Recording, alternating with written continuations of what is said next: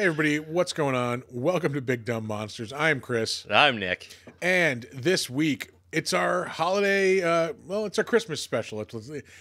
Hey, we do Christmas, you do whatever you do. Yeah, exactly. We don't want to exclude anybody, so let's just say it's our general Christmas-themed holiday special. Yeah. This week, we're talking Krampus, the 2015 fantasy horror-ish, like, Twilight Zone-y story. It's Christmas Vacation in the Twilight Zone. There's some good stuff, some good practical effects. Some bad CGI. Yeah. They CGI'd their breath in. Come on. Oh yeah, that's right. I don't know, but it's Christmas, so let's we'll celebrate, we'll enjoy, have a little fun. This is our gift to you. This should be coming out Christmas Day, which is a Sunday, so you're not going to hear us on Monday morning as usual. Yeah. Enjoy your Yule log, everybody. Enjoy your log.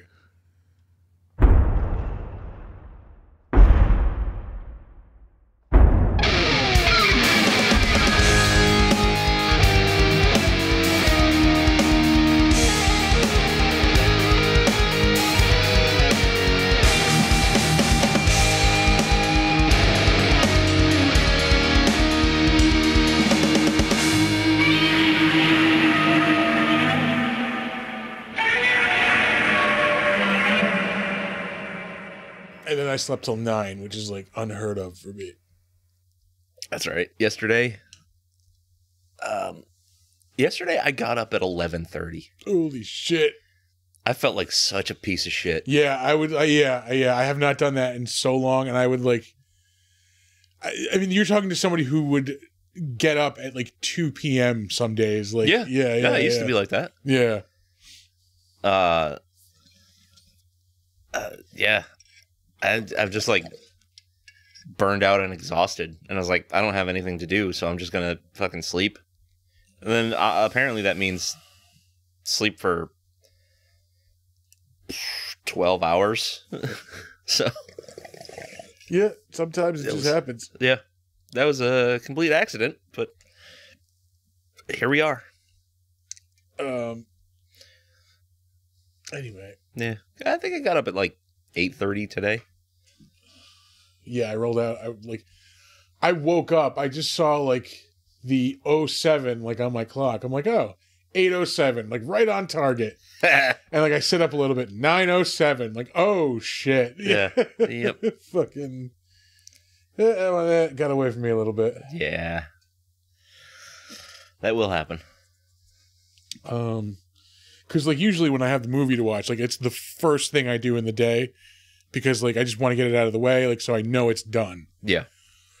And yeah, usually I like to have that wrapped up by like 10:30, like 11 a.m. at the very latest. Mm-hmm. Yeah, no, today was like 12:30. Like the movie was ending and football was coming on. Yeah. I don't want to talk about football today. Oh, the Cowboys not too good? They lost in overtime to the fucking Jags. Jesus Christ. Yeah. Wow. Yeah. The Giants have the night game. I'm sure they're going to lose. Good. Who are they playing? I saw before, and now I don't remember. Was it the Vikings? No, it wasn't. No. It's not New England, is it? I don't remember. I don't know. I'm just angry at the Cowboys right now. Not only did you lose to the Jaguars, you lost in overtime. Yeah, you went to overtime with the Jaguars and then lost to them. Yeah. I don't need that kind of bullshit. Anyway, Krampus. Yeah. That's Sundays for you, folks. Yeah. I did not hate this movie. I remember seeing this when it came out. Yeah. And my recollection was being like bored with it. I wasn't overly excited throughout the whole thing. Yeah. It wasn't great, but it was fun. Like it wasn't horrible, I would say. No, I don't regret that I watched it. This is the first time I've seen it. Oh, really? But I don't really want to watch it again ever. Yeah, it's not something I'm gonna like seek out to watch again. Yeah. Shit, I might have just lowered my rating now that I'm talking myself lower. Well, define your rating once you get there. You know, yeah. No, because I no, we'll get to that. There were things I definitely liked in this. Oh, for sure, there are really good dark imagery kind of things going on here. The scene where you first see Krampus, I thought was fucking awesome. Yeah, where it's the girl, like she sees the house and it's all like just frozen over. You see him on the roof. Yeah, you don't even realize he's like not part of the house until it starts to move. Yep. I thought that was really awesome. All the stuff with Krampus is good. Yeah. All the stuff with the CG gingerbread men is atrocious. Yeah, I can agree on that. Holy shit. My one, like, because I think the Krampus looks awesome, but my one gripe is the face. It's a mask. Yeah, like I wish they would make that clearer, like, because it could have been a little more on the nose that it's a mask. Yeah, because the way it just looks like a practical effect that's not moving. Yeah, you know, they should, because like it's a very realistic looking face. Like, you know, it almost look like, I think your average person's gonna look at it and say like, oh, that's just his face, like, you know, the creature's face. Yeah, but like it did, like I like halfway through, I'm like, oh wait, like it's a fucked up Santa mask. To be a mask. Yeah. But it is such a really fucking cool look for the monster. Like, you know, the giant horns, like, because it's familiar in that it's Santa, but it's just so menacing looking, and like, it's just, you know, because everything's just slightly skewed. Yep. They took a lot of the like the old images of Krampus and like twisted them around to kind of suit their needs, which is totally cool. Yeah, because you wind up with something unique. Yeah, they make Krampus more of like a bizarro Santa Claus in this than like what the actual like lore is, where he's like, you know, like a compliment to Santa Claus, kind of. Yeah. I really liked the elves. Like that whole thing, like it was really dark and sinister. Yeah, and like they were scary too. Like, you felt uncomfortable watching them like run around and stuff. The stupid toy monsters, like it just doesn't do it for me. Yeah, like it was like kind of Puppet Master-ish. A little bit. In that, like, you know, I get that they're trying to hammer home the Santa like allegory. Yeah. But yeah, I just the killer toy, I thought the one was cool, like the angel one. Yeah, that one was cool. Yeah. I like the face on the big Jack in the Box puppet one with the unhinging jaw. I forgot about that. I thought that was awesome actually, because it's so like, what the fuck? Like, it's this like gigantic like worm, Jack in the Box. The teddy bear was dumb. Yeah, like really dumb. The robot was just kind of like, you didn't really see it. It was just like kind of very basic robot design. Yeah, nothing very memorable about it. So it's like this whole movie is like hit or miss. Mm-hmm. The whole beginning of it though is like, do you feel it's like just like a Christmas Vacation knockoff? Yeah, I could see that, because like it did start out a little bit like, okay, I get it. They're all shitty people. That is Cousin Eddie. Yeah. Yeah, 100%. Now that you mention it, like, I absolutely see that way more. Yeah, like it's just I don't know. Like he's even got the downturned mouth, and come on. I did not pick up on that. Holy shit. Mm-hmm. But it was just like, you know, nobody is as horrible as these people are, and well, I shouldn't say that. Nah. Yeah, because like it's pretty over the top horrible. I've met some people. Yeah. That's why it was one of those things like coming out of my mouth. Like, well, that's stupid. That's the thing. They're supposed to be that shitty family that everybody's got. Yeah, you know what I mean? Like those cousins and uncles and shit that are coming over, and you're like, fuck, I wish you had somewhere else to be. We've all got them. And then, like, we're supposed to sympathize with Toni Collette, but, like, at the same time, like, no, you fucking audience lady. Like, you know, like, I get it. Like, you want to, like, class things up, but you, like, know that, like, your fucking sister's family's not, like, a classy crowd. Yeah. You know, don't bring out the fucking creme brulees, like, you know.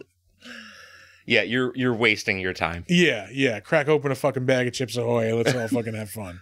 Merry Christmas. Yeah. Yep. So there's a middle ground you can have. You know, it's like, yeah, she was fucking miserable. Yeah. Aunt, she was the aunt, worst. Oh my God. Ugh. I have relatives. I have had relatives exactly like that. Yeah. And yeah, I remember some of the old timers when I was a kid. And like, yeah, I fucking just. You are miserable. I hate being around you. Yeah. Yep. Oh man, what's Christmas without a little like familial trauma? Trauma, yeah.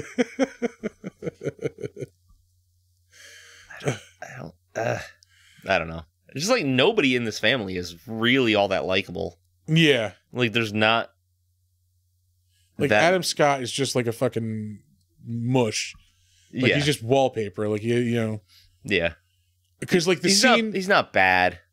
But he's also like not standing up for his family when he should be. Like the scene when they're at the dinner table and like the girl's reading like the kid's letter to Santa. Yeah. He could easily be like, all right, stop it. Yeah. You know, just or take the letter away from her. Like, yep. You know, fucking it's your house, you're her uncle, like take control. Yeah. Be a man. Yeah. Just be a man. Yeah. Be the man of the house. And then to Max, like, grow up a little bit, fucking kid. Come on. Yeah. You know, like he's supposed to be your main character here, but like he isn't really. He's the catalyst character, and things kind of follow. Really, they follow Adam Scott more than anybody, I would think. Yeah, I would say so. But you just don't really care. Like, there's nobody in this that you're like, man, rooting for, really. I hope they make it through. Everybody's just like, meh. I wonder if that's like to sell the ending, but I think the ending would have more of an impact if it was a character that you gave a shit about. Yeah, I would think so. Yeah. I think they tried. They just didn't execute very well. You know what like really hammered home that ending? Because like the way like them realizing they're like in this fucking snow globe is just kind of stupid because they'll just like stop and like, oh, wait a minute. What really fucking hammered it home is like when they start opening presents and like it's socks and like pajamas and like shit that nobody wants. So, like, wait a minute, what the fuck? And like, you know, everybody's getting like that shit that nobody wants. And, like, they like, you know, it's like almost like a Twilight Zone ending. I think that would have really like really just tweaked it just enough. Like, yep. They didn't do that. I don't know. It's decent. I don't know. Christmas movies are hard for me because there's a certain amount of buy-in. Like you have to actually kind of care about Christmas. Yeah. To really have it affect you. Like this is supposed to be a dark version of a Christmas story. Yeah. I don't care.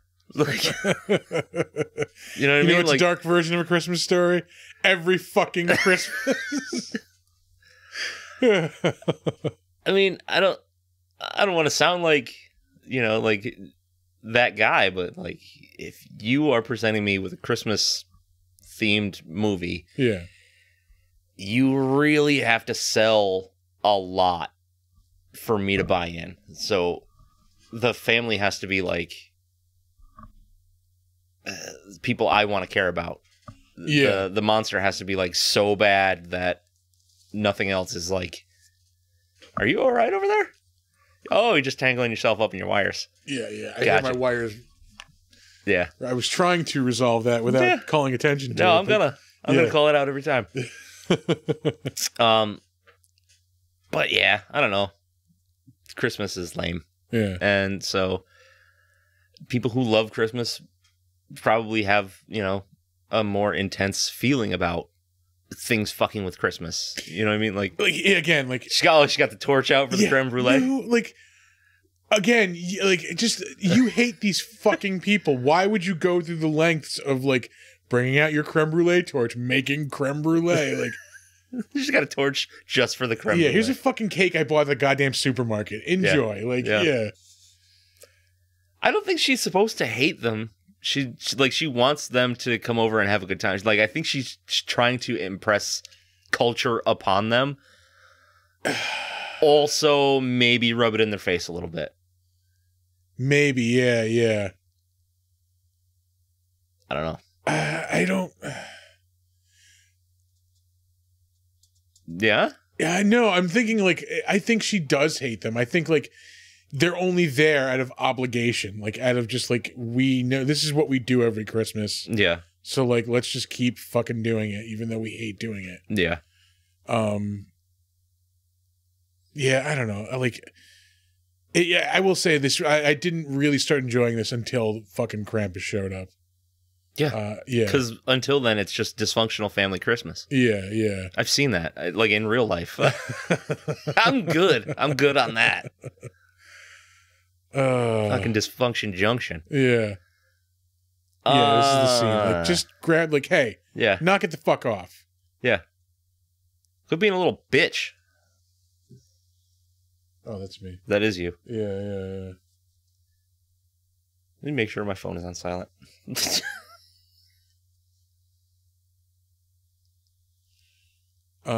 Sure is. Okay.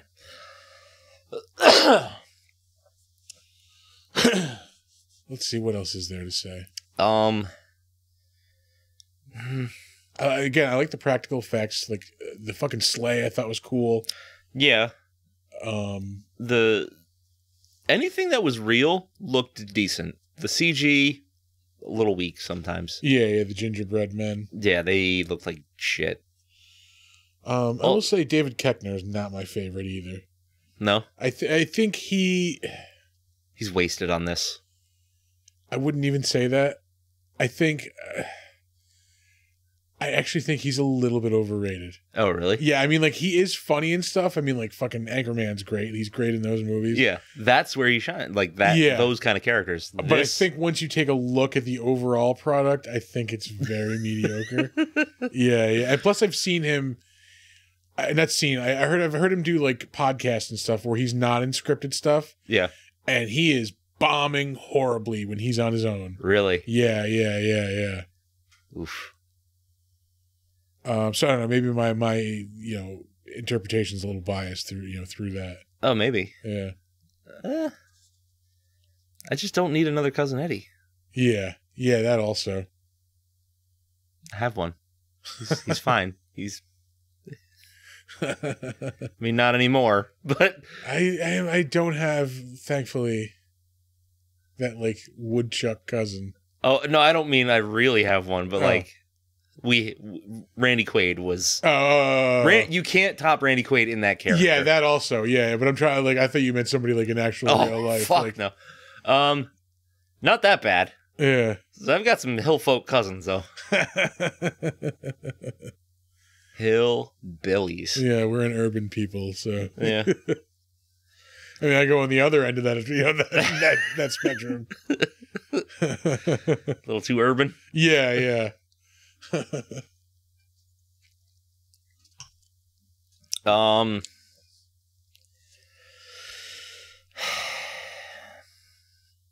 Probably could have used more history of Krampus. Maybe just like a little bit. I would say I did like the stop motion animation the claymation. It was cool. If they did it in more of a sense of like the grandmother is telling the story of Krampus and not her story of Krampus. Trying to like shoehorn in some emotional element. Yeah, maybe even like establish that like, because that happened to her, she's become like an expert on this. Like she knows this shit. Yeah.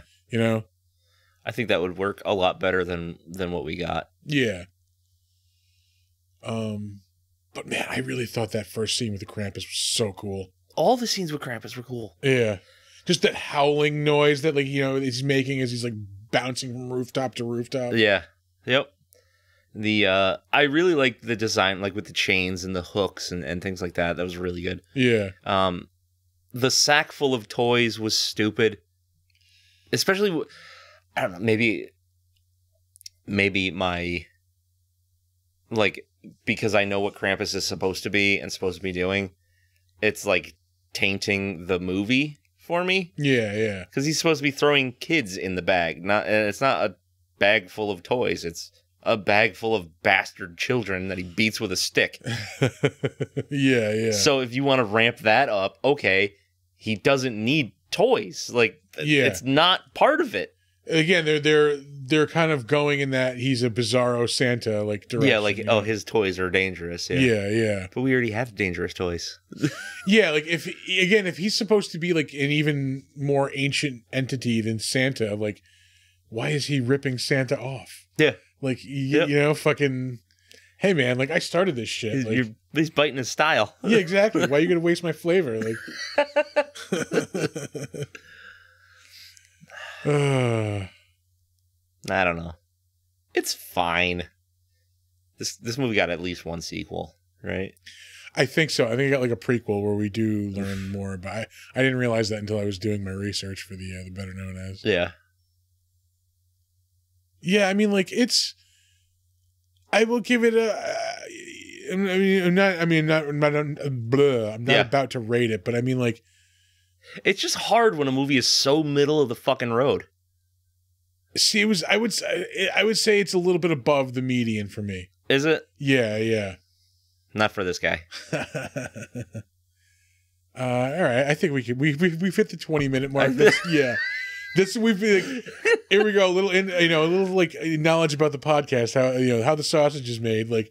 I know I am always looking for. We can't give a rating till at least 20 minutes. Yeah, I like to hit 20 before we. We noticed really that at like 20 minutes and 30 seconds. Like, okay, we're there. Yeah. Do it. Like some semblance of a schedule. Yeah. I'm gonna go with my original rating. I rated this pretty high. Even like as I was rating it, I'm like, that's pretty high for me. I'm gonna give it a 7.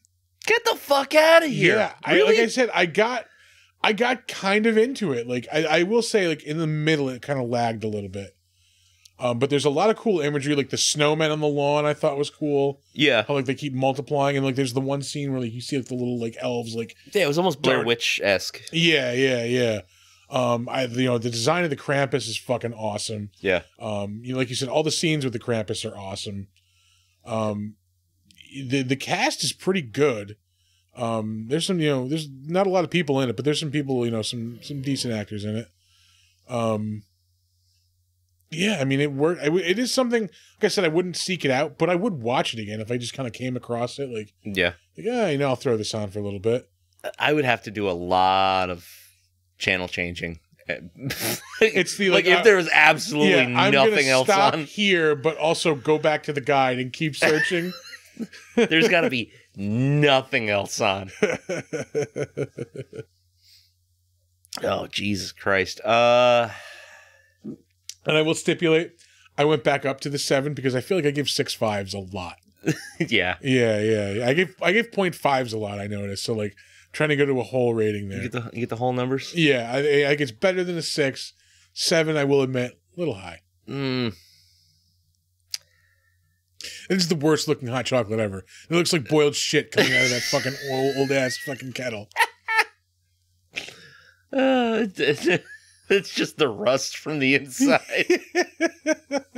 She hasn't added the chocolate yet. Oh man, if I gotta rate this thing, all right. Let me walk you through my headspace here. Most of the creature design is good. The CG stuff was not that great. The lore twists that they put in, and then the lack of actual lore definitely dings it. Yeah. Christmas Vacation ripoff in the beginning. I'm probably at like a 5. All right. I think it's not terrible.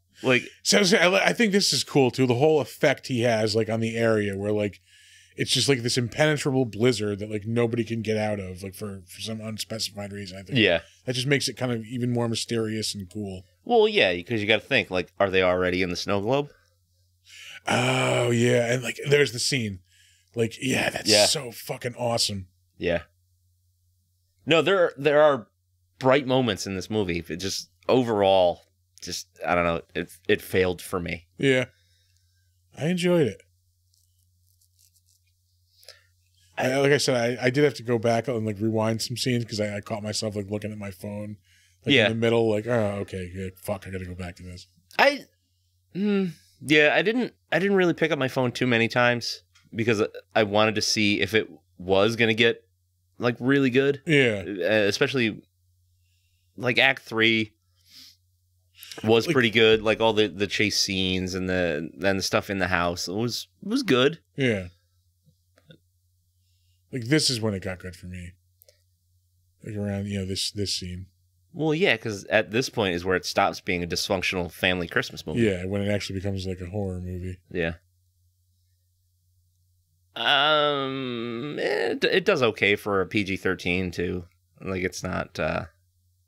Yeah. Yeah, it probably could have used an R rating. I think it probably would have been a little bit cooler. Yeah. It could have gotten a little bit more gory, like, with what happened to that.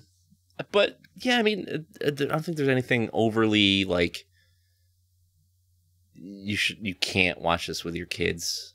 You know what I mean? Other than like the tone being pretty dark. Yeah. Like if your kids are okay with that kind of stuff. Yeah, I don't think there's just like swearing. There's just like a weed reference. And even like the one mom is like, "You fudger."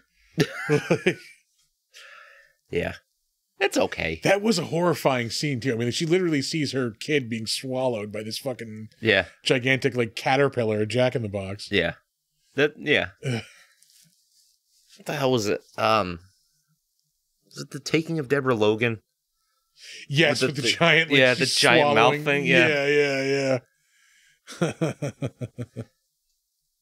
All right. Are you ready for some IMDb trivia? I am ready.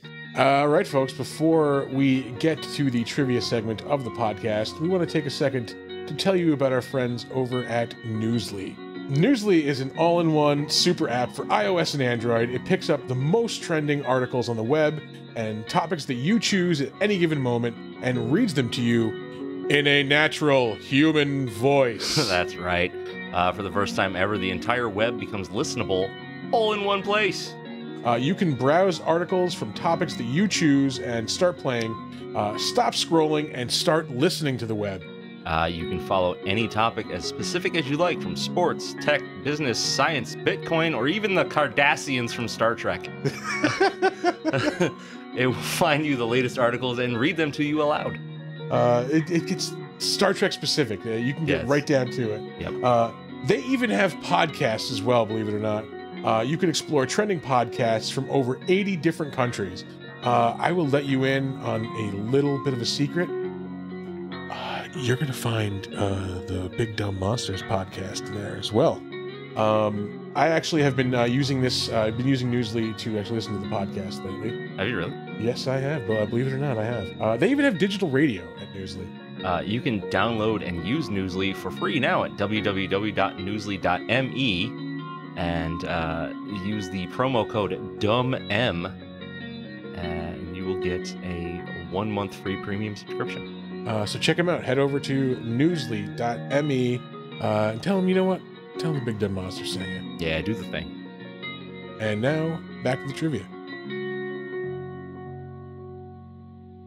Let me make sure that Smashing Pumpkins don't start playing on my phone right now. I mean, that would probably be more entertaining for everybody. But that's not what you're going to get.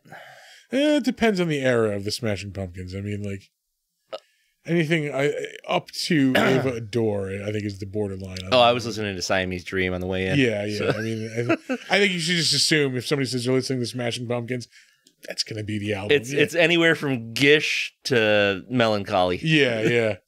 And like if they don't say, oh no, I wasn't listening to Siamese Dream. Oh, why were you listening to Melancholy? And I'm like, yeah. Why? Well, specifically, why were you listening to disc 1 of Melancholy in the Infinite Sentence? There's a lot of filler on that album. Yeah. It doesn't need to be 2 discs. Nope.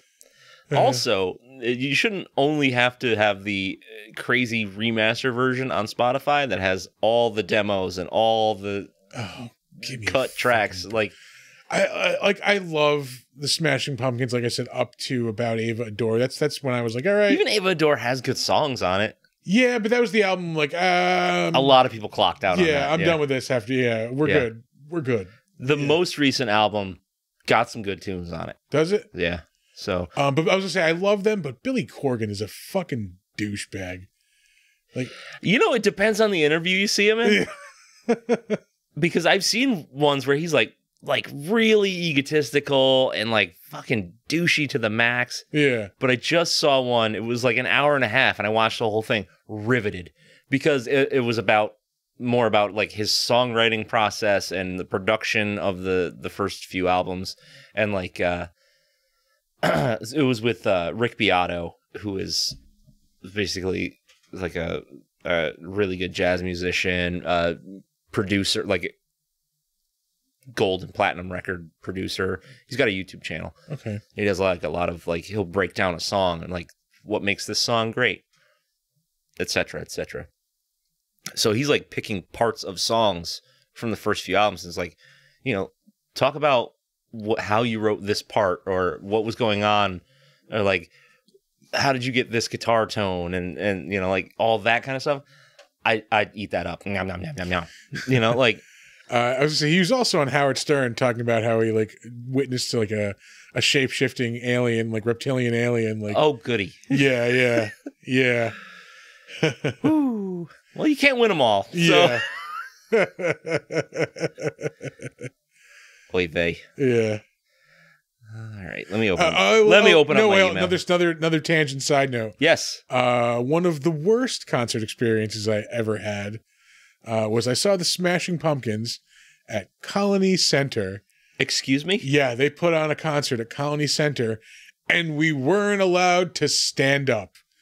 We had to fucking sit on the fucking floor of the mall. When was this? This was probably, I want to say 1998.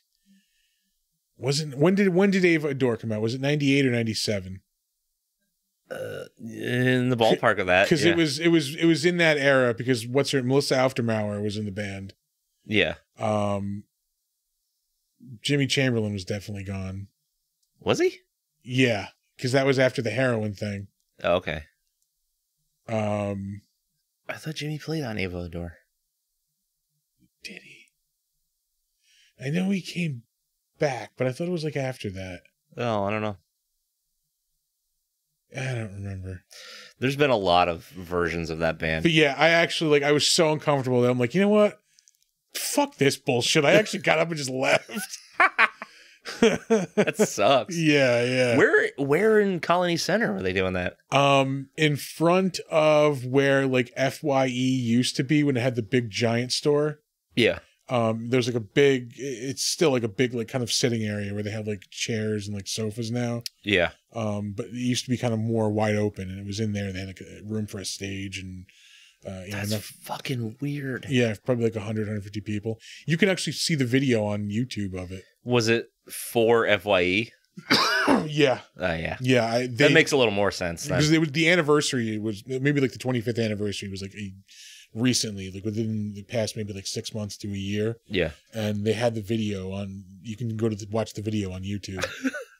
I'm good. Yeah. Wait, on the video, can we see you get up and leave? Probably. I was actually like looking through it to see if I could see myself leave. That'd be awesome. Yeah. Hey, I'm that guy who got sick of their shit. Yeah. You just see me just hands in the air like, fuck this. Like, play mayonnaise. Just, yeah, giving the finger to the stage as I walk away.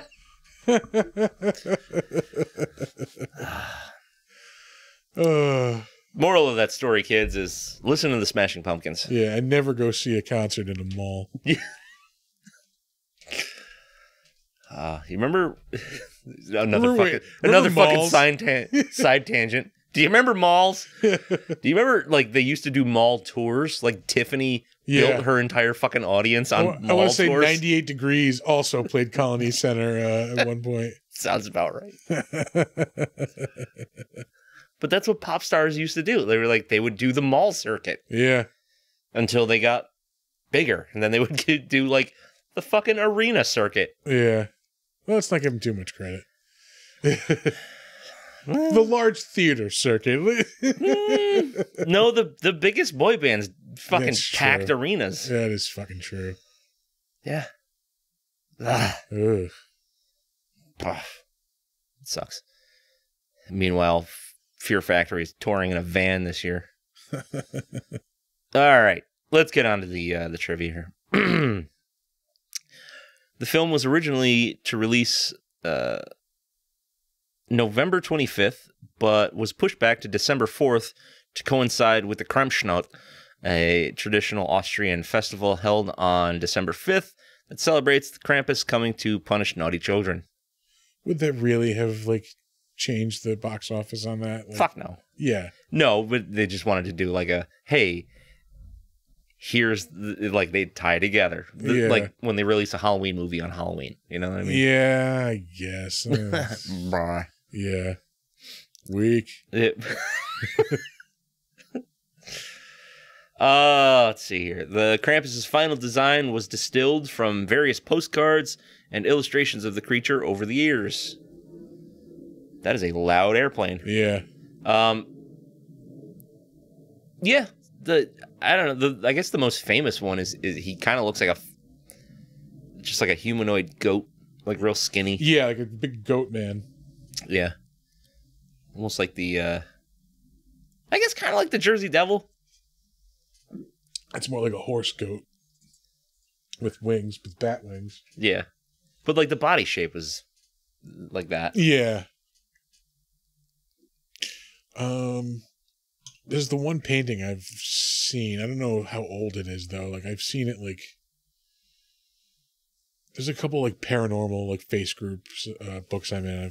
People share it there. It's like a snowstorm and like you see like kind of a couple people in a field and you see like this giant Krampus with like the horns. Like, oh really? Yeah. That's pretty sick. Yeah. Gerald Brom, the dark fantasy artist, he writes books too, and he wrote a Krampus book. It's pretty dope. All right. Anybody wants to check that out? And the obviously the art in it is amazing. Michael Dougherty originally wanted to use the Universal Studios logo from the 1980s at the start of the film. I don't know why. Like, it's not like an 80s horror movie, really. Like, no, there's nothing in this that says 80s. Yeah. Like, if they set the movie in the 80s, it's just like an indulgent, like, director thing. Yeah, like you know? I liked it better then. Yeah, exactly. These were my favorite movies. Composer Douglas Pipes describes his music as a collection of twisted Christmas carols with pagan thrown in. He incorporated the sounds of chains, bells, bones, and animal skin drums into the score, and had choirs chant and whisper in different tongues. There's some good. Yeah, I will give you the music is pretty good in this. One of the sounds I thought was really cool. I don't know if it was part of the score or just like something they worked in. You know, like a sound effect. Like when the Krampus first shows up, like you kind of hear like the jingle bells, like. Yeah, fucking. It's not they're playing jingle. I mean, saying you hear actual jingle bells. Yeah, and they're not like bright, chimey bells. They're like muted, dark kind of thing. Yeah. Like the bell that he gives them at the end there. The snow on the ground was made from a material that's used for. I'm going to give you a guess. Snow on the ground material. Instant mashed potatoes, let's say. Diapers. Oh, I was like that shit that absorbs fucking. Yeah.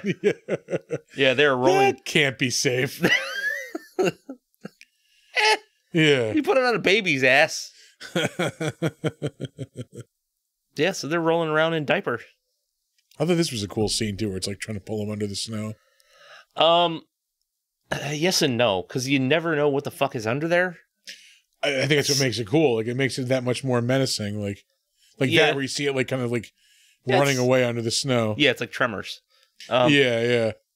I don't know. I think I'm just fucking jaded, man. Because like you're giving me a Krampus movie, and everything that's dangerous in this movie is everything but Krampus. Yeah. So I wanted more of that character. Like make him less of the minions, more of him actually being menacing. Yeah. Because like you don't have to have him like physically doing that much to them. He just needs to be there. Yeah. You know, like the way to keep harping back on it, like the way they did it in Candyman.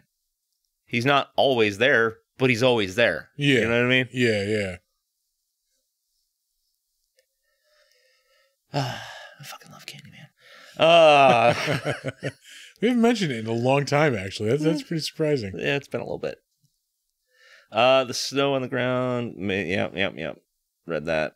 Many of Krampus's minions are also real Christmas/winter folk figures in European cultures, such as the Yule goat, and the creatures with Icelandic names are named after the Icelandic Yule lads, who are said to visit homes each of the 13 nights before Christmas.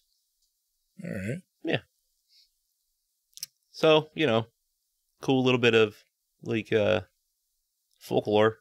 Folklore's cool, especially Scandinavian folklore. Yeah. 'Cause it's fucking dark. Trolls and fucking elves and shit. And Yeah. None of it's happy. Like, it's fucking grisly shit, man. One of the few notes they received more than once from the studio was, cut back on the baby crying. Oh, come on. Like, I could always do with less baby crying. Maybe that's just me. Not a fan. Not a fan of that noise. The Christmas photos seen during the ending credits were gleaned from various cast and crew members. Just a fun little Easter egg for those guys. The goal of the film was to tell the modern-day morality tale using the Krampus tradition, and it was in part a response to today's defanged retelling of classic tales by the likes of Disney and others. All right, I really didn't get the "fuck you, Disney" vibe from this. Like, yeah,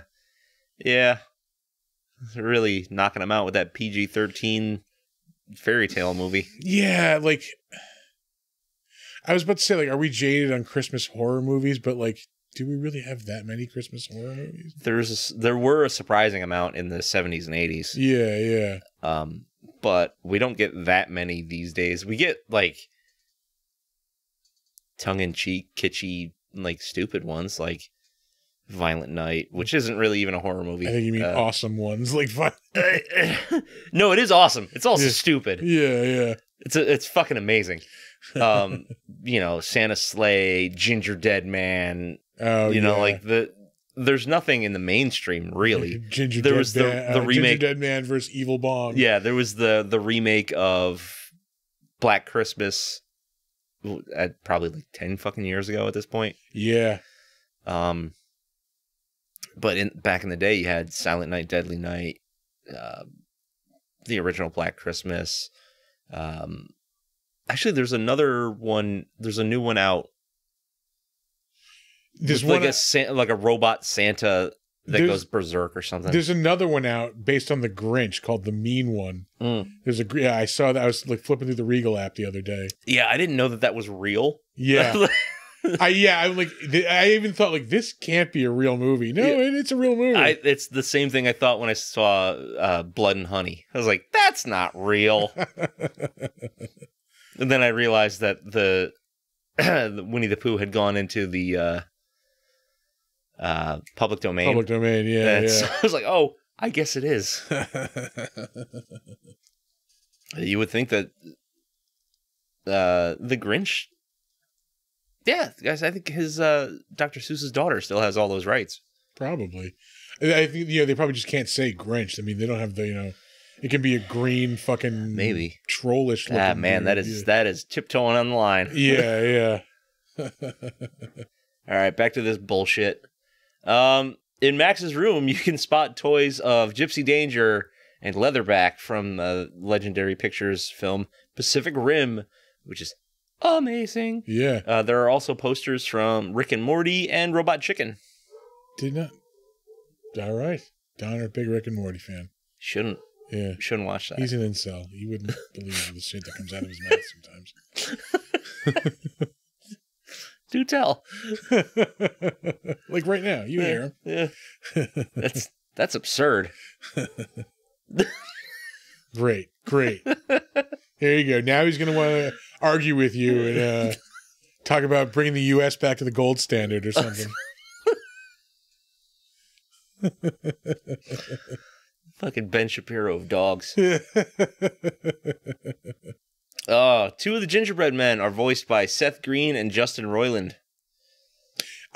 Thanks for stepping on my segment, man.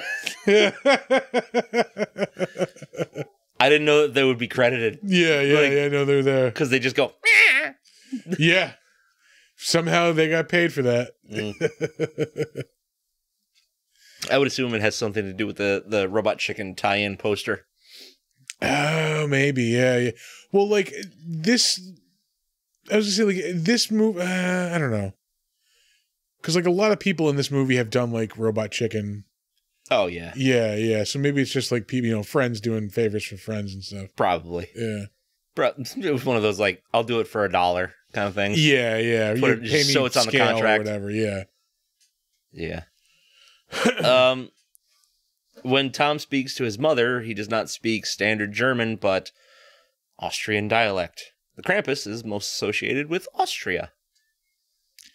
All right, a little bit of, trying to flavor it up that nobody would notice ever. Yeah, yep. Yeah. I mean, Germans and Austrians. Yeah, like 24 people were like, "Hi, hug!" You're like fucking. Yeah. They caught that, like, that's for us, like in German. At least it's not Bavarian. Yeah. The Krampus's true face is hidden underneath a Santa Claus-like mask and is never fully revealed to the audience as a choice by the filmmakers to allow viewers to make their own conclusions on his actual appearance. The eyes and mouth are only visible traces that can be seen through parts of the mask. And if you didn't know it was a mask before, now you do. Yeah. I like the fact that they hid his real face behind the mask. Like you were saying, if they made it more obviously a mask. Yeah. Yeah, it made it like a little less lifelike. I think, you can kind of tell what they were going for when they do that really close up on him where you see him blinking his eyes. Yeah. His goat-like eyes. And this is our last trivia fact. Hidden among various snow globes at the end are the house from Psycho and Doherty's own house.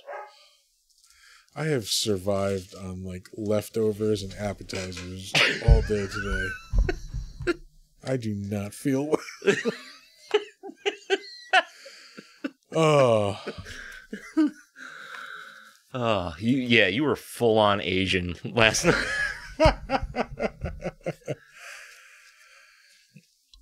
Yeah, I may have had a little bit too much, but hey. It was Festivus. Festivus, yeah, exactly. By the way, we had Festivus last night. Yes, we did. Chris invited us over for Festivus. See, I like this. I think this is such a cool, like...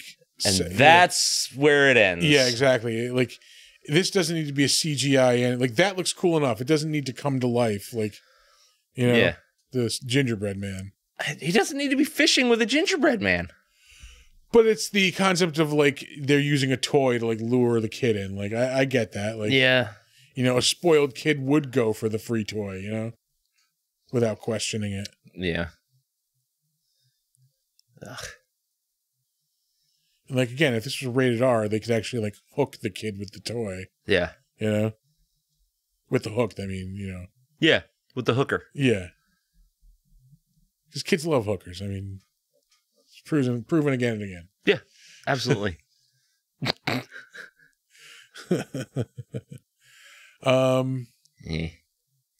that it for the That's trivia? it. I'm done. All right, we will move fucking done on to the next segment of the show. Better known as, we'll start off as always with director Michael Dougherty.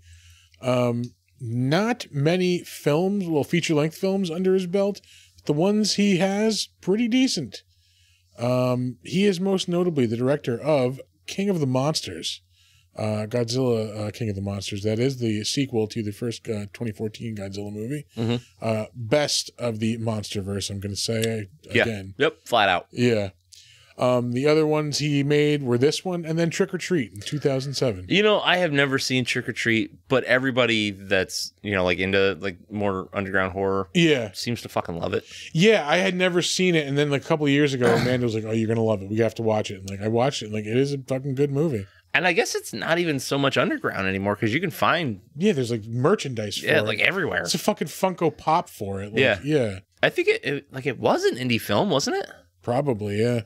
It's just got such a huge following at this point. Yeah. But I mean, those are the only feature-length films he's done. Everything else has been like shorts and like TV stuff. Yeah. Actually, he's done some writing. Actually, he's done way more writing, I believe. He's directing and writing the upcoming Trick or Treat 2. Mm-hmm. He has also written. That's directing, isn't it? Yep. Where is the goddamn writing, IMDb? There we go, writer. He's one of the writers in the upcoming Hellraiser TV series. Yeah, not a good sign after the movie, but hey, look, still willing to give it a chance because it's Hellraiser. I'll try it. Yeah, he wrote Godzilla vs. Kong, which he wrote X-Men Apocalypse, which he did write King of the Monsters. He wrote King of the Monsters, which all right. He wrote Superman Returns. I don't hate that movie as much as everybody else does, but it's not a great movie. I think Brandon Routh gets shit on, but I think he was actually a really good Superman. Yeah, he had the look. Yeah, he got to redeem himself a little bit in Legends of Tomorrow. He got to play the Christopher Reeve Superman. Oh, really? Yeah. But he also wrote X-Men 2, the best X-Men movie. Yeah, that is the subtitle, isn't it? X-Men 2, the best X-Men movie. Yeah. Bold titling. And he wrote a sequel, one of the sequels to Urban Legends. I never saw a single one of those movies. Don't waste your time. They're Scream ripoffs. Oh, 100%, because that was the late 90s. Like, every horror movie was a fucking Scream ripoff in some way or another. Yeah, I guess. All right, moving on. Adam Scott, probably, well, I was going to say he's probably the most well-known person in this, but I would say Toni Collette is also equally as well-known. Of recent note, he was in Severance on Apple TV, which is a goddamn amazing show. I will say that every chance I get. Really, really cool show, in look and in story. Highly, highly recommend checking it out. Yeah. Aside from that, he is probably most notably Ben Wyatt, I think is his character's name on Parks and Rec. I think he was on there for like 96 episodes. I'll get to that eventually. Still scrolling through his most recent stuff. He was in The Twilight Zone, the most recent remake for an episode. He was in 5 episodes of The Good Place. Oh, I forgot that he did that failed TV show Ghosted. Yeah, I watched like the first episode. I'm like, this is okay. And then I just never watched another episode. Yep. Yeah. Pretty sure I did the same thing. Yeah. He played himself in The Disaster Artist in 2017. He was in the Wet Hot American Summer, the 10 years later one, because they did like a prequel one and then the reunion one. Yeah. Was he in all of them? Yeah, he is in all of them. I've never seen any of them. No, wait. Is he in all of them? I don't remember. It's been so long since I've seen the first one. He's in a lot of Adult Swim stuff. He was in the show Angie Tribeca for an episode. Parks and Rec, 96 episodes. Ben Wyatt, yep. He was in Hot Tub Time Machine 2. He replaced... he came in when they couldn't get John Cusack to come back. Oh, really? Yeah. Let's see. Secret Life of Walter Mitty, which I really do enjoy that movie. Yeah, it's really good. Parks and Rec again. He's in that movie Our Idiot Brother, which is not a great comedy. He's in a couple of episodes of Eastbound and Down, which is a great comedy. Yeah. Yeah. I need to rewatch that. He was in Party Down, which is a really good show. It was on like Showtime or like Stars or something. Yeah. And they're actually doing like a revival in a couple of months, I believe it's coming out. A lot of like huge comedy names in that one. A lot of people from the state, I believe. Yeah. I haven't seen it. He is in Step Brothers, of course. Yeah, he was. Yeah, he's the jerk brother, Derek. Honey, Dane Cook's on in 25 minutes. I haven't had a carb in 5 years. Oh, hey, Derek. Sprechen Sie Dick.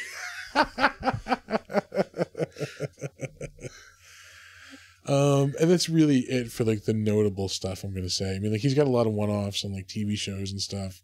Veronica Mars. He was in The Aviator, the movie about Howard Hughes. That guy was a fucking freak show. Yeah. He was in the Fast and the Furious ripoff Torque. He was in 2 episodes of 6 Feet Under. Yeah, a lot of like one-offs. Party of 5, 7 episodes of that actually. Hey, Star Trek First Contact. Oh yeah, he was in Star Trek First Contact. I didn't realize that. I noticed that as I was going through. Defiant Con Officer. Speaking of Star Trek, just finished the first season of Discovery. Man, that's a fucking awesome show. I really hope it keeps up in quality. Yeah. Like, I'm sure there are Star Trek fans out there either like cringing as I'm saying that or like, like, oh, he's in for some good stuff. I hope it's the latter. Yeah.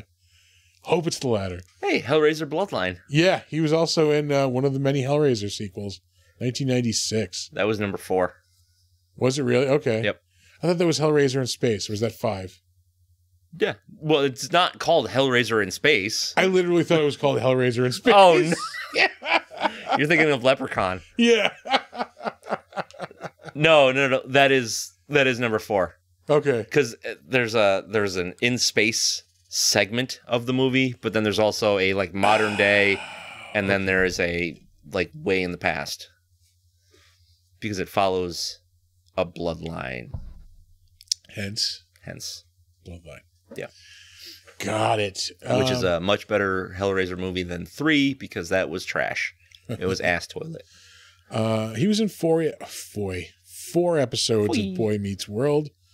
Boy Meets World. 1 episode of the ER late 90s series. His first role in an REM video. How fucking old is he? He's got to be like, I'm going to say like 50 at least. Jesus. Does it have his age? No. Nope.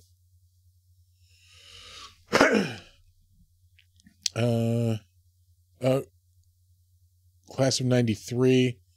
So he's probably... He was born in 73. Yeah. Okay. I was going to say 75. Shit, yeah. Yeah, he's about to be 50. Fucking on the nose.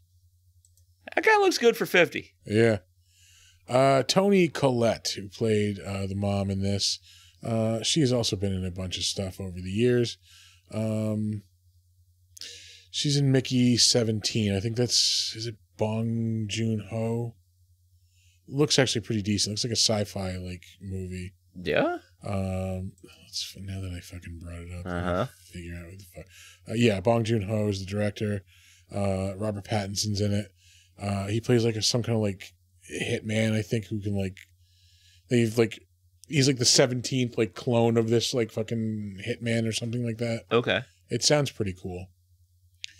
Back to Toni Collette. I'm down for that. Yeah. Most recently, she was in Nightmare Alley. She was like the psychic in that, Xena the Seer. Oh yeah.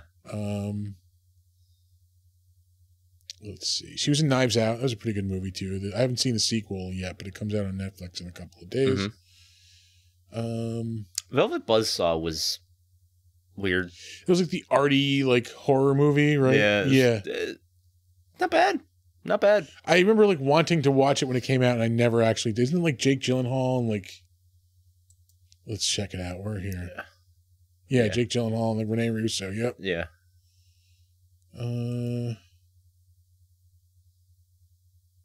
All right, back to it. She was in Hereditary in 2018. She was the mom in that. Very divisive horror movie. I don't like it. I liked it. She was in Triple X: The Return of Xander Cage. Yeah, I thought she was a little bit better than actress, a bit of an actress than that, but probably doing it just for a paycheck. Yeah, hey, look, everybody. Yeah, exactly. Everybody needs to fucking work. You got to work, right? 2014, she was in The Box Trolls. Again, sorry, ma'am. You have box trolls. Pussyfoot. Yeah.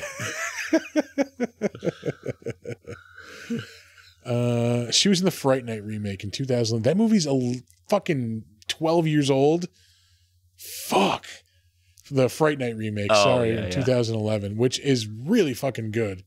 I still haven't seen it. Yeah, I recommend. She was on that show, United States of Terror, which I heard is good. I never have seen it, though. Yeah, what else? Oh, she was in a thing called Towelhead. Yeah, went right over that one. Right over that one. Did you? Yeah, she was in Little Miss Sunshine in 2006. I gotta switch mouse hands here. Oops, did I do anything there? No, I did not. Okay. All good. Yeah. About a Boy. She was in, that was 2002. I worked at the movie theater when that was in the movies. That was with Hugh Grant. Oh, Jesus Christ. I think Nicholas Hoult is the kid. She was in the Shaft remake in 2000 with Samuel L. Jackson. Of course, she was in The Sixth Sense in 1999. She plays an annoying kid's mom. She was in Velvet Goldmine in 1998. I don't know that I know what that is. That is the story about Iggy Pop and David Bowie fucking. Oh, I have seen that. Yeah.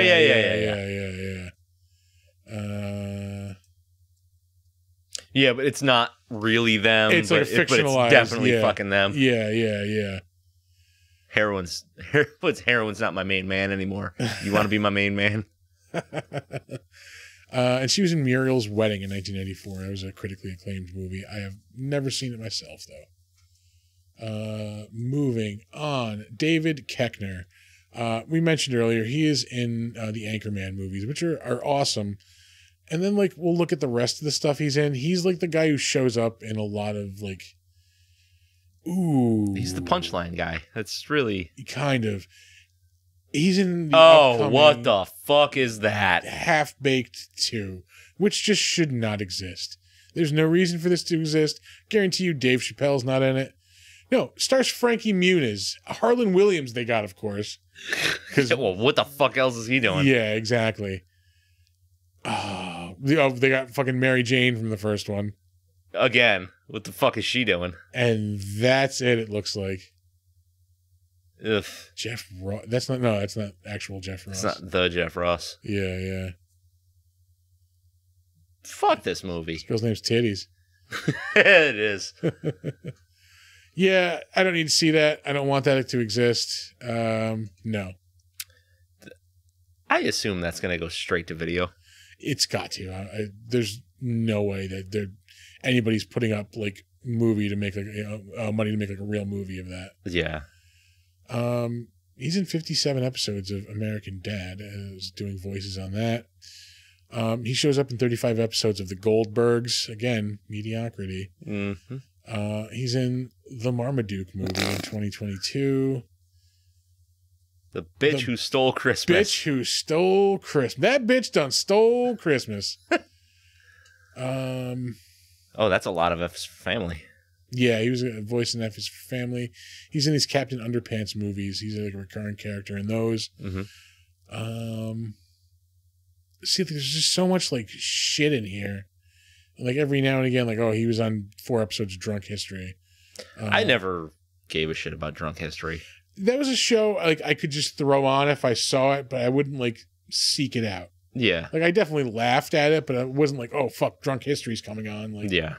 You know? It's like if you catch a punchline coming off of it, then yeah, whatever. But he was in 2 episodes of Stand Against Evil. I really like that show.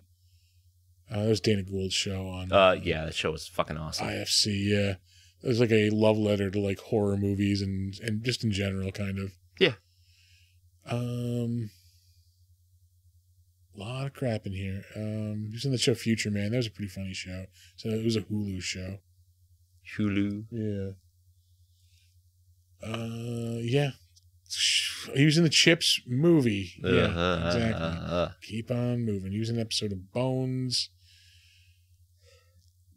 I mean, the man works. He did that. I'll give it to him. He works. Scout's Guide to the Zombie Apocalypse. He was in 2 episodes of Justified. I'll give him credit for that one. This is a lot of like not good. Yeah, and we're only up to 2013. Oof. We've been scrolling for a long time. Anchorman 2. He was a voice on Phineas and Ferb. That was only for an episode. It's an episode that shows Psych. I'm sorry, yeah, he was on 15 episodes of The Office, too. I forgot about that. He's Todd Packer on The Office. Oh, yeah. And again, he's like the jerk on that. Comedy Bang Bang for an episode. 4 episodes of the 2011 revival of Beavis and Butthead that like nobody remembers. That's because it wasn't. Yeah. Like, Beavis and Butthead was lightning in a bottle, okay? Like, it was the right time. It was the right place. I have heard the new ones are really good. I watched the movie and I dug it. I didn't. Really? I didn't. I thought it was funny.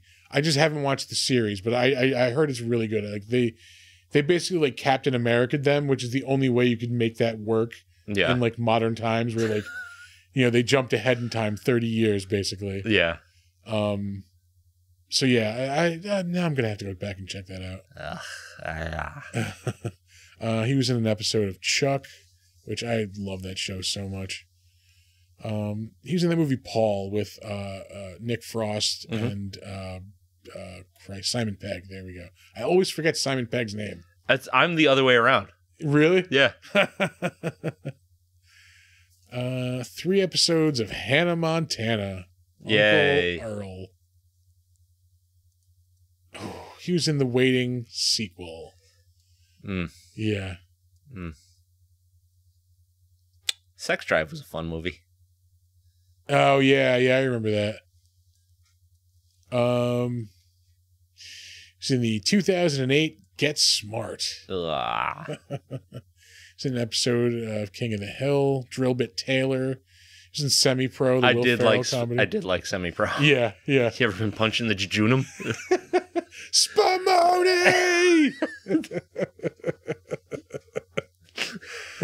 Oh, man.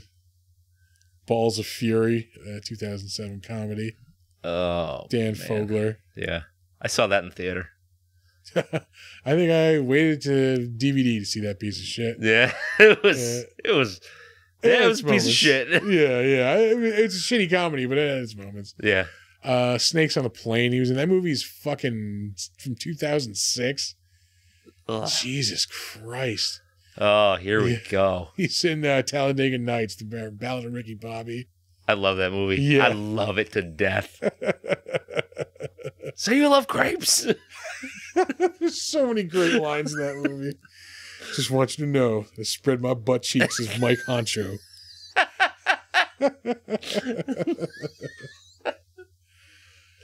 Don't you put that curse on me, Ricky Bobby. The invisible fire's getting my friend. Shake and bake, baby. I should meet my son's Walker, Texas Ranger. I forget he was in the original Waiting too. He was the manager of the restaurant or something, wasn't he? Yeah, you're right. He was in the 40-Year-Old Virgin. He was fucking Cooter in the 2005 Dukes of Hazzard movie. Fuck that. So these like middling comedies. Yeah. He's in an episode of Curb Your Enthusiasm. The original that one was actually pretty fucking funny.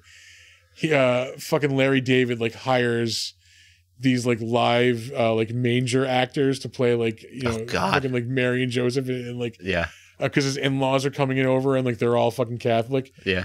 And he's talking like David Koechner's the Joseph. And he's just like trying to shoot the shit with him. He's like, "Come on, Joseph, tell me. You ever go down on Mary?" Oh God. He was in Greg the Bunny, that series that Seth Green is also in. Out Cold, I remember that coming out. I also worked in the theater when that came out. They tried to make like a ski comedy That was like an 80s thing. Oh, yeah. And like, yeah, you can't make a ski comedy in the 2000s. Well, like, 2000, you had your extreme sports kind of movies. Yeah. That was like a snowboarding like comedy. Yeah. Is this the, yeah, he was in Man on the Moon. The, fucking, what's his name? Andy Kaufman. Kaufman movie with Jim Carrey. Mm-hmm. It was a decent movie. I gotta tell you, I don't really like Andy Kaufman. Yeah, like I had a friend who was really into Andy Kaufman. Like we're trying to get us to watch shit, and like, yeah. I mean, there were things that would make me laugh, like him singing the Mighty Mouse fucking theme song on like fucking Saturday Night Live. I always thought that was funny. Yeah. But like, I don't know, like just people give him too much credit. Yeah, like I don't want to say they don't give him, like they give him, because it's fucking.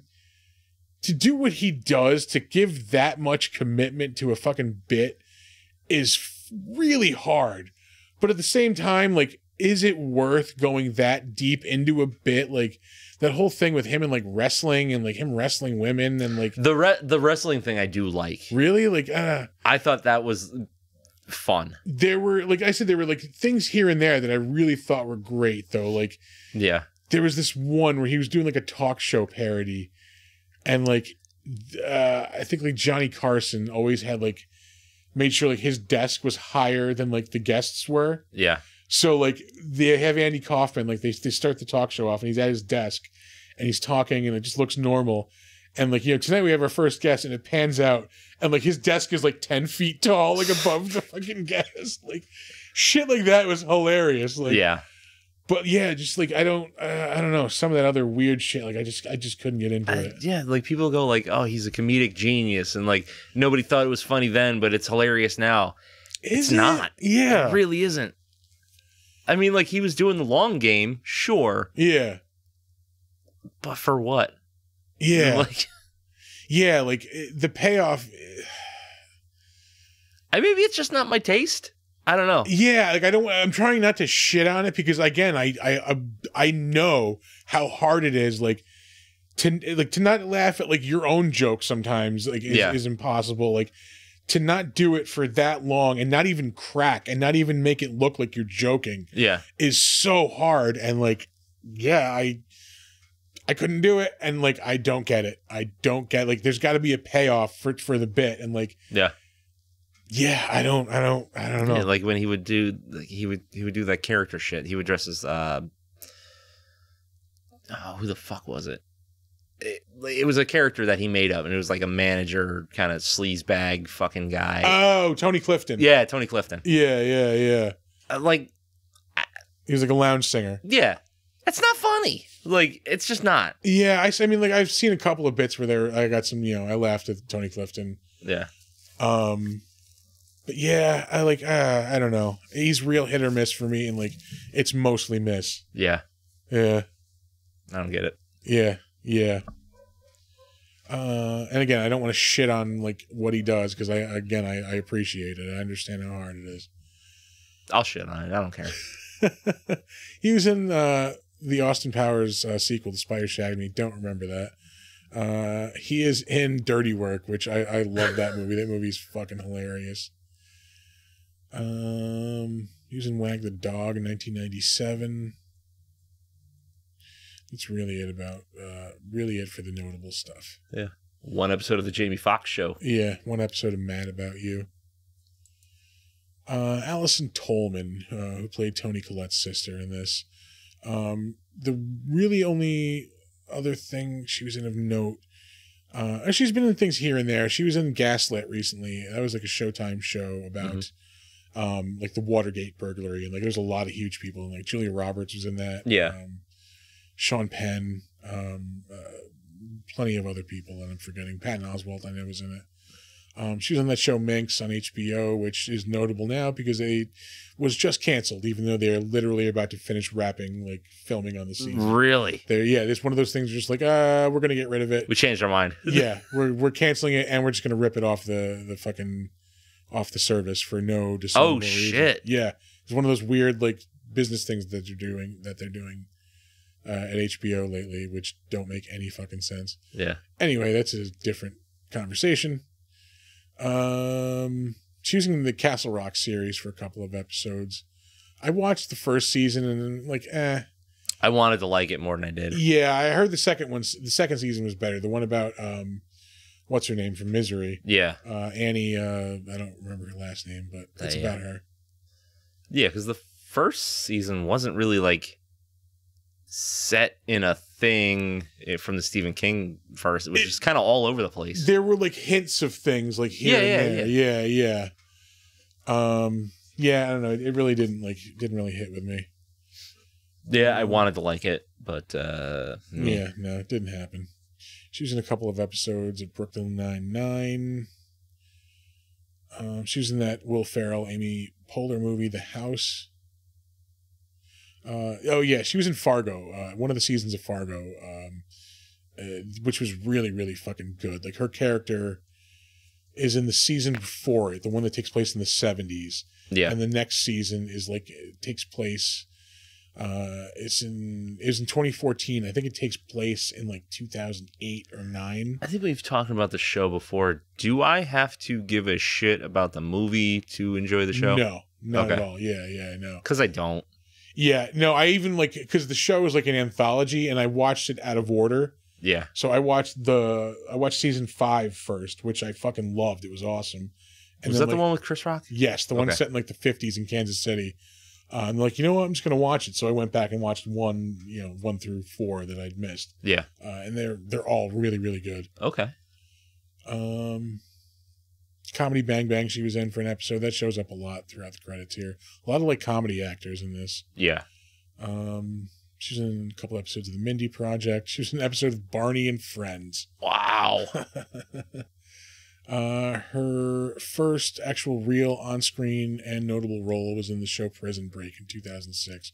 Before that, she used like in voices in like anime. Mm-hmm. And it looks like, no, I'm like, is that a Beck video? And I don't think it is. I think it's another anime. Yeah, English version voice. Is that an anime about Beck? I clicked on it. I'm trying to find that out.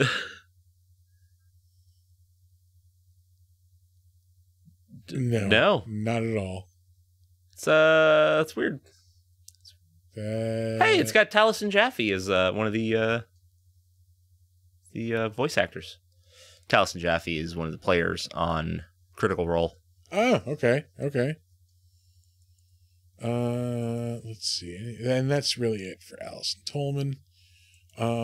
Moving on, we have MJ Anthony, who is Max in this. His name makes me mad. Yeah. No, those should be initials, kid. Yeah, it's MJ. EMJAY. Yeah. He is in those Bad Moms movies with fucking, what's her name? Mila Kunis and...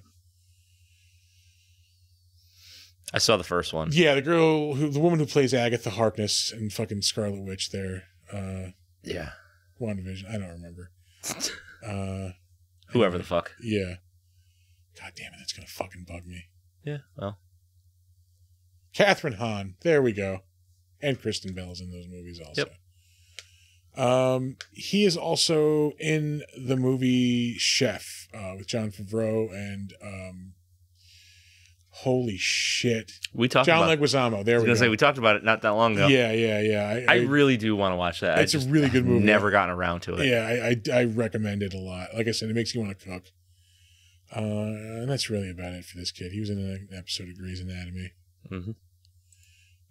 Moving on, we have Conchata Ferrell, who was the annoying aunt in this.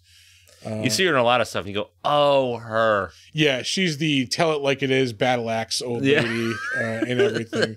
Most notably in 2.5 Men. She was like in 211 episodes. Yeah. New and a half. 2.5 Men.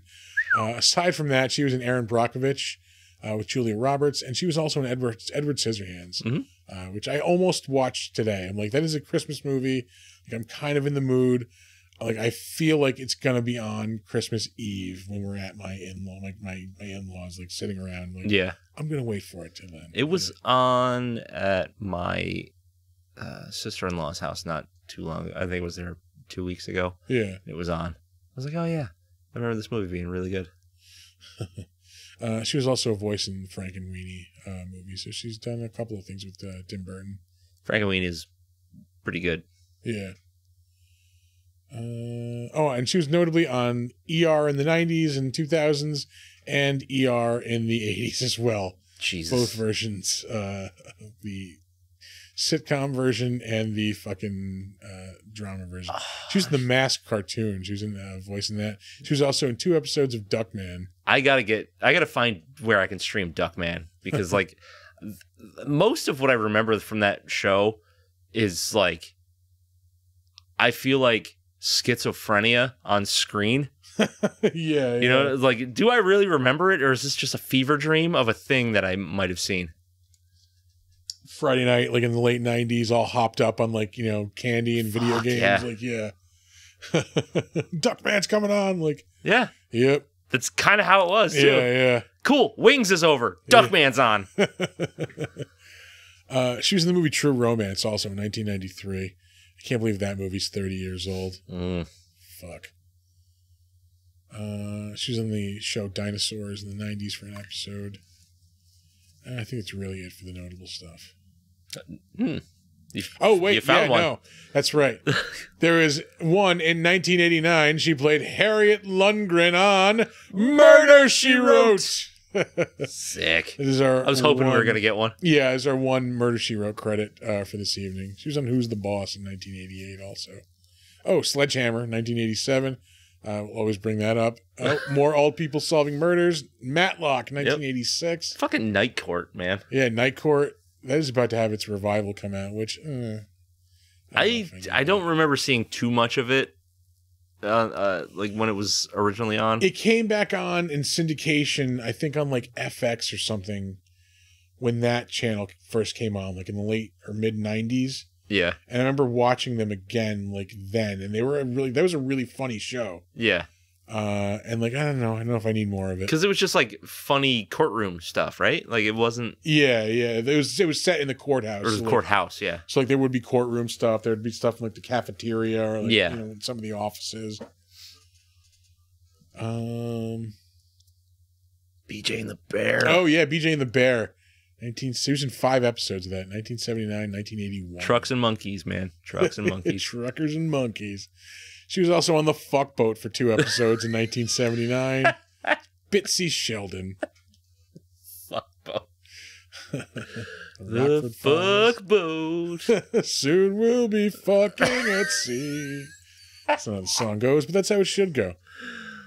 Luke Hawker, he actually played the Krampus in this. Oh, no shit. Yeah, he's done some creature work over the years, most notably. He is doing some creature work on Lord of the Rings of Power series. I want to go back and like finish watching that. I enjoyed that. I did too, and I just like didn't. I just didn't give a shit to go back. Yeah, it got better as it went on too, I will say. I heard that show Wellington Paranormal was pretty funny, but I haven't watched it. It's your like it's. I want to say it's even the creators of like What We Do in the Shadows, like basically the same type of show. Oh really? Yeah. It's like with paranormal police. Oh, okay. Let's see. He played. He's done like a couple of actually like Lord of the Rings stuff. He was in Desolation of. Holy shit! I can't speak tonight. Yeah. It's fucking hangover, man. Festivus. Yeah. Fucking Festivus. Fucking Festivus. He was in Desolation of Smog and in An Unexpected Journey, the Hobbit movies, which didn't need to exist. Yeah. Donner agrees. Yep. Oh, he was in Avatar in 2009 also. Gonna go ahead and say, no, ambient room tech. Never mind. So he's probably playing a giant blue alien. But no. Nope. And he's done some stunt work in Thor: Love and Thunder as of recent, also on Game of Thrones. I think that's it for the big name stuff. Yeah. Fresh meat. And then our last 2 people we had mentioned earlier, we have Seth Green, who did one of the voices of the Gingerbread Men, which I never would have noticed if it wasn't listed here. Yeah. In IMDb. You know, we really don't even need to talk about it because, like, it's Seth Green. It's Seth Green. Like, you've seen him in something over the years, be it Robot Chicken. He's the guy from Party Monster, Slayer. right? Party Monster. Everybody knows Party Monster. Yeah, yeah. I fucking love that movie. I don't think I've ever actually seen it. I know the movie though. Oh man. Yeah, yeah. It's really good because you find out how bad of an actor Macaulay Culkin actually is, but you love it at the same time. Yeah, like it's just I mean, he's the voice of Howard the Duck in the Guardians of the Galaxy movies.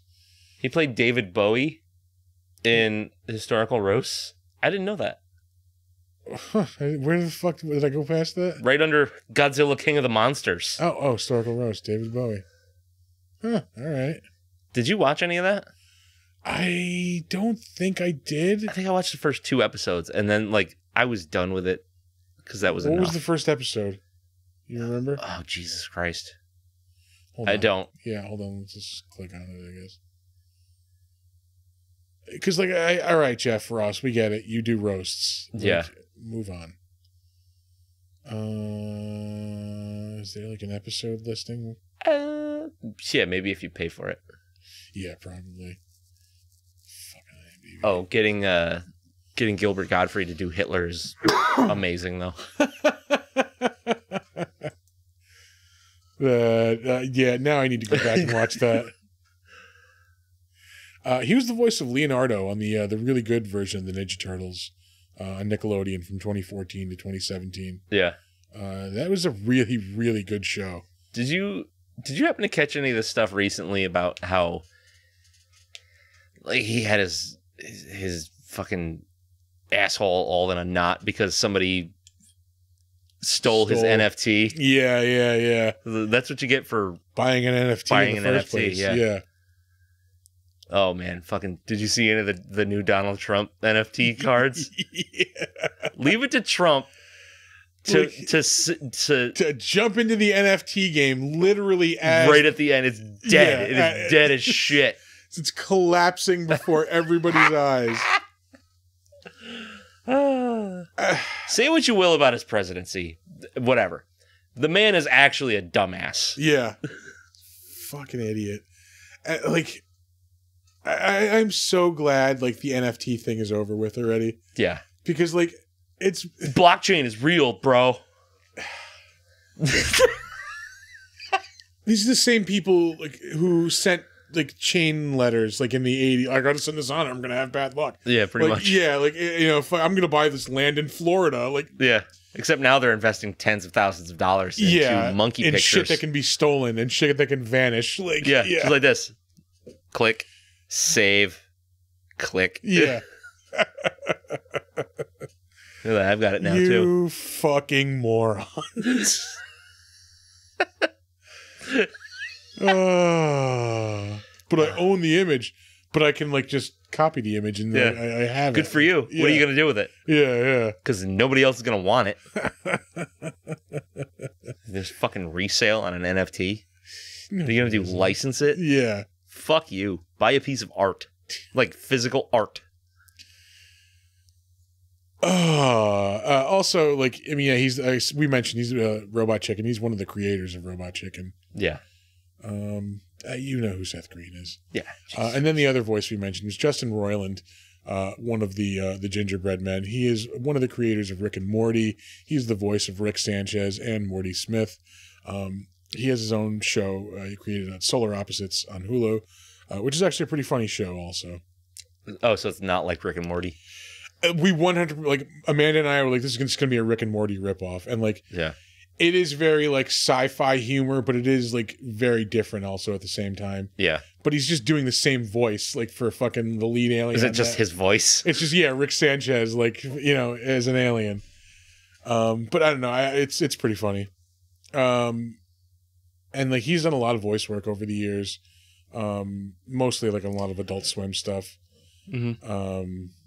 He did Rick and Morty on AEW. Oh Jesus Christ!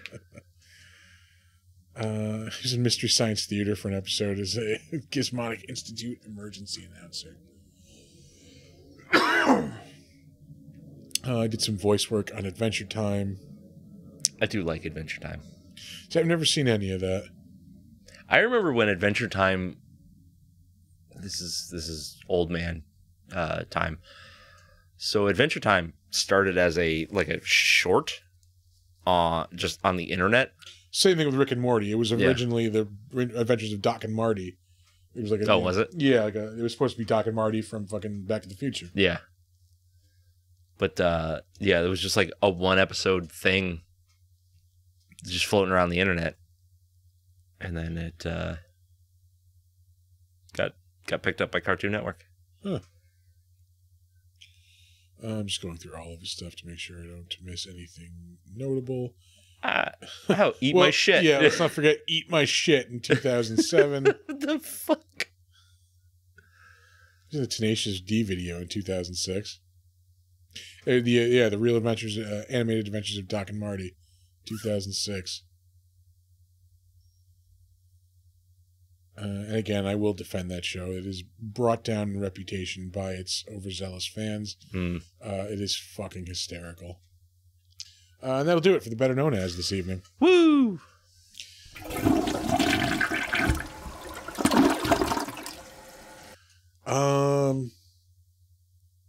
Yeah, I mean, I didn't hate this movie. Like I know you thought it was just meh. It is just meh. For me, it's meh. I got into it. I enjoyed it. There's definitely a lot of things I would have changed, but yeah. But then it's my movie and not his movie, so it's not Michael Dougherty's movie. Michael Dougherty. Is he related to Shannon? Who knows? That man gave us King of the Monsters, though, so I'll give him some leeway. I'll cut him some slack. Yeah. Hey. You got to get there somehow. Trying to think of shit I have watched recently, and then there was one I wanted to bring up, and then I completely forgot what it was because we've been rushing through these segments in the last couple of episodes. Yeah, I don't think I've really watched anything of note. I watch a lot of YouTube in my downtime. Yeah, I did for a while, and now everything that I watched on YouTube is fucking gone. So, oh, really? Yeah. What the fuck? So I haven't watched anything recently. I watch a lot of if I'm not watching something that's related to guitar or bass or music in some way, I'm watching people make miniatures or paint minis, or make terrain, or I'm watching things about booze. That's pretty much it. The other day I was watching two guys play Marvel Overpower, the card game from the 90s. Oh, wow. Because I've had all of the sets from it since the 90s. I just never learned how to play it. Maybe I'll learn how to play this. Yeah. It doesn't look that exciting. It doesn't look good? Yeah. Yeah. The game looks like a bummer.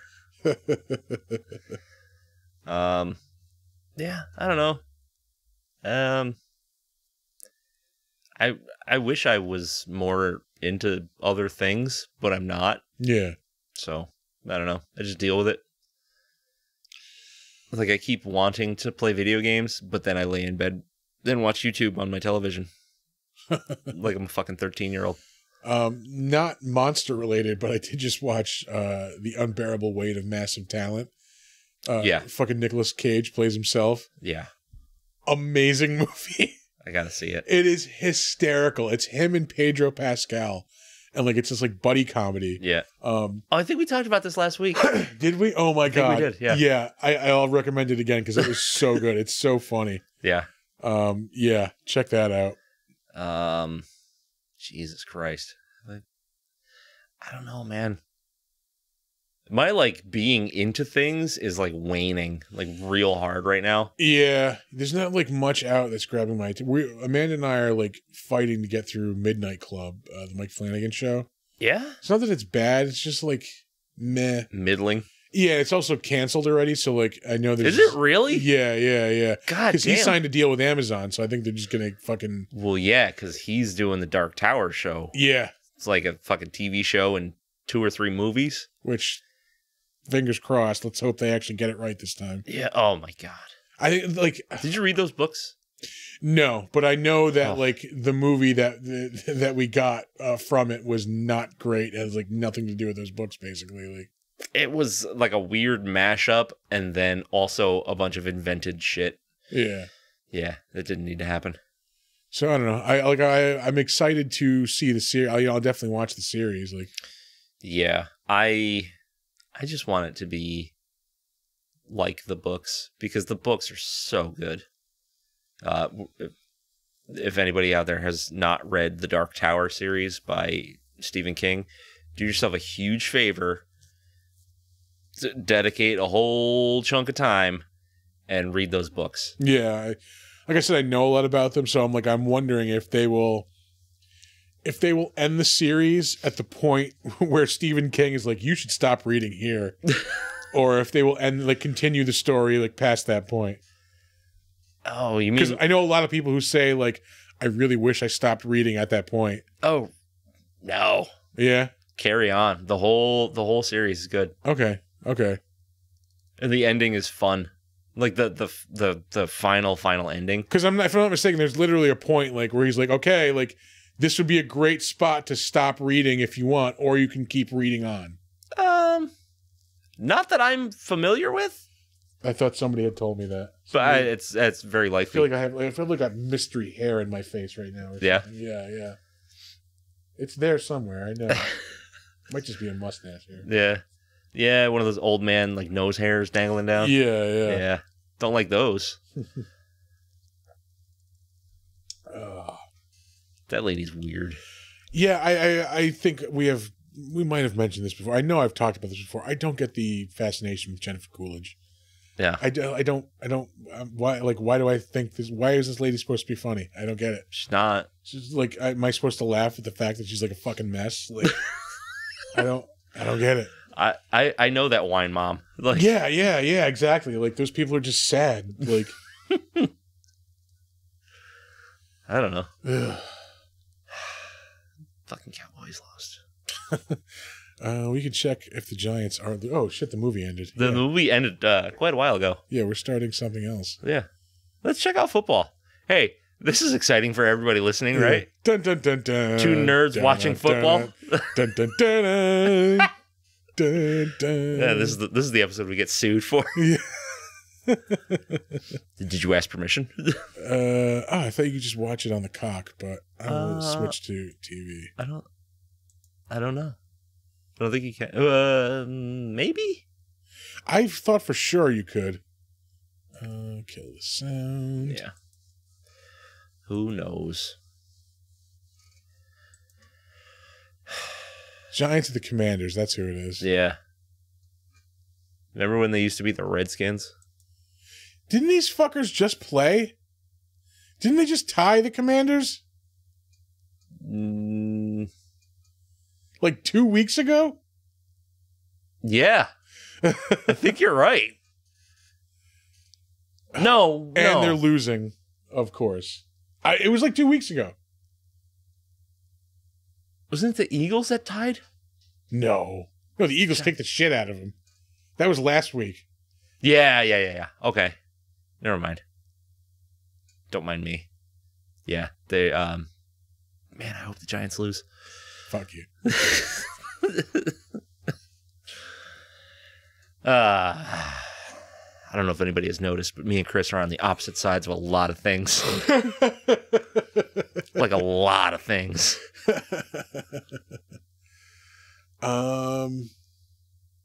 Yeah, it's probably because we're in the Christmas season. That's probably why there's not monster shit out right now. There's not a lot of monster shit. Well, the Christmas season explains why I fucking frazzled too. I have spent a lot of money this week. Yeah. Yeah. Yep.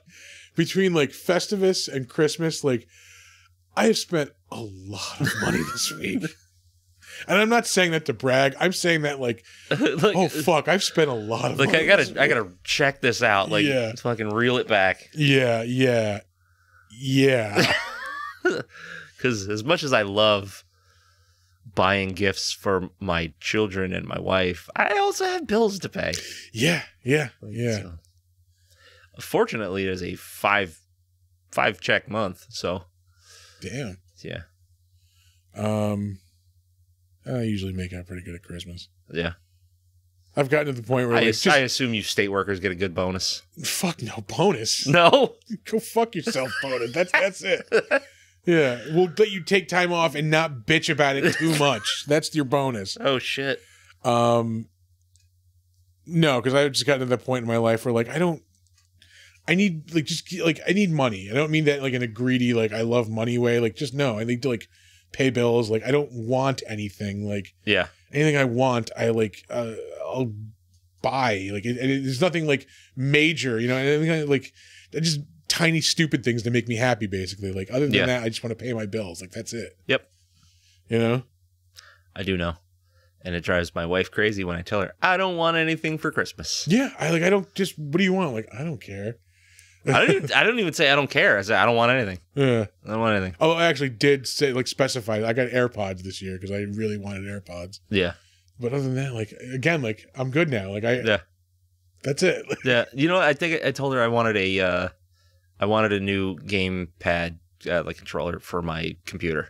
Yeah. So then I'll have one at my computer and one at my Steam Link, and I won't have to keep unplugging and plugging one in. So like, yeah, buy me that $35 thing. Like, I'm good. Yeah, that's all I want. Meanwhile, the kids are getting fucking spoiled. Like fucking spoiled. Goddamn kids. If you like money, don't have children. Yeah. I can't vouch for that, but I've seen the effects. They're somebody who just bought like a $60 fucking Minecraft Lego set for his nephew. $60 is cheap for Legos. Yeah. I have a feeling I'm going to see it and be like, oh fuck, this sucks. Yeah, that's like a mid-size one. Yeah. Like all the fucking Harry Potter ones, or like the cool building ones, are like 120 bones at least. Jesus Christ. Yeah. She's not listening because she doesn't listen to this show, but I'm probably going to buy one of those for my wife. I was like looking at Legos because I do enjoy like a Lego every now and again because it is very like it's relaxing. It's very like it's something you can just do, like put on some like quiet music and then just kind of zone out and like. I understand the appeal of Legos. Yeah. It's just not my thing.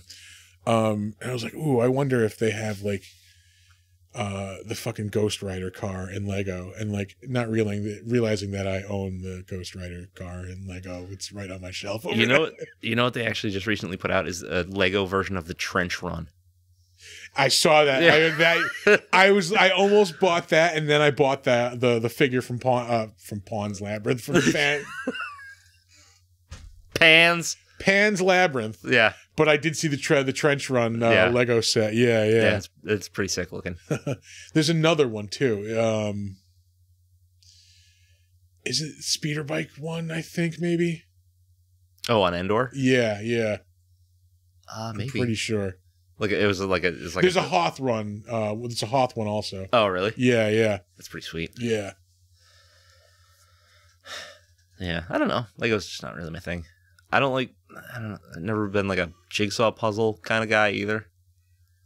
My wife likes jigsaw I could do puzzles. it every now and again. I have the one in the bar, the Godzilla one that I did. Yeah. I framed it and like put a sticker on the back so it's all like together. Mm-hmm.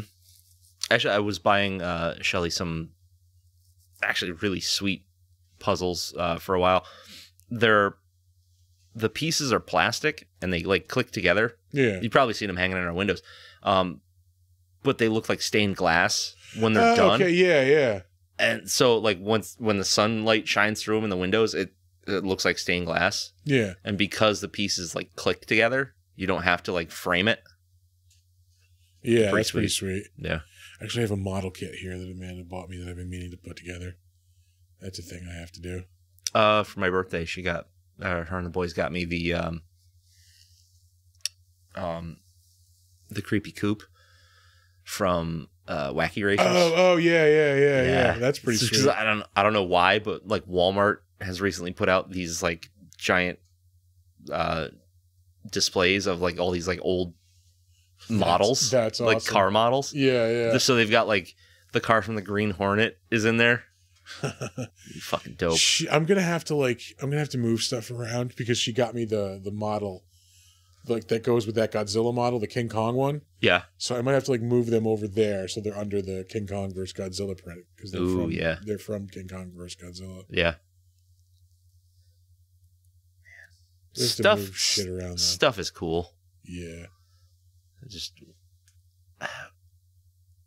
I don't want to be one of those like collector guys, but I also want things. You know I just want to make this room even cooler and cooler than it is. Like, yeah. Yeah. All right. This might be a good point. To I think we're done. We've toy rambled enough. Watch these Giants lose. All right. We'll give you the socials, then we'll head out of here. As always, you can find our website, www.bigdumbmonsterspodcast.com or www.bigdumbmonsters.com. Same website. It doesn't matter which URL you use. You want to find us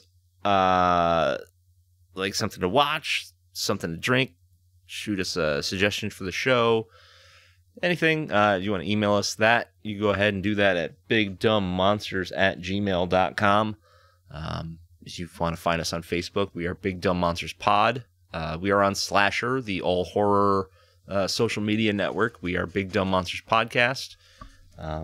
If you are feeling real squirrely and occasionally I might log in and check it, we are on Steam, Big Dumb Monsters Podcast. We've got a couple of games. I think we've got Dead by Daylight. All right. I recently picked up Gigabash, which is like an arena brawler thing, but it's like giant monsters.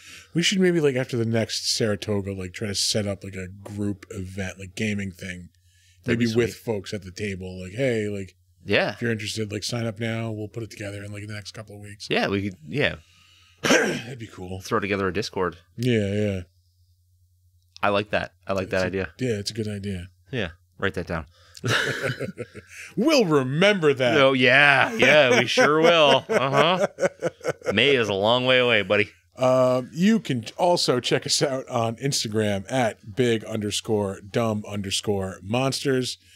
And also don't forget to check out the channel on YouTube, like our videos, subscribe to them. We are at Big Dumb Monsters, or you can just search the Big Dumb Monsters channel. Something wrong? Yeah, the Giants just scored a touchdown after a fumble. Yep. Yeah, it's something wrong. Yeah, we have nothing coming up as far as appearance-wise. Saratoga is not till May. Yep. But yeah, May 5th and 6th. Come check us out at Saratoga. Yeah, it's going to be a great time. Comic-Con. Always a great time. Yes, absolutely. We just start planning for that. Yeah. We've got new merch. We gotta get a bunch more of this merch. Yeah, we got some new stickers. We need many more stickers. Many. But that'll do it, folks. This is we should probably mention like have a Merry Christmas because this is our Christmas app. Yeah. That's why we're doing Krampus. Holy shit! There's a whole intro for that anyway. That's why we're doing that. Yeah. Yep. All right. Well, as always, don't let ghoulies eat your ass. And never sleep in a deathbed. Bye-bye.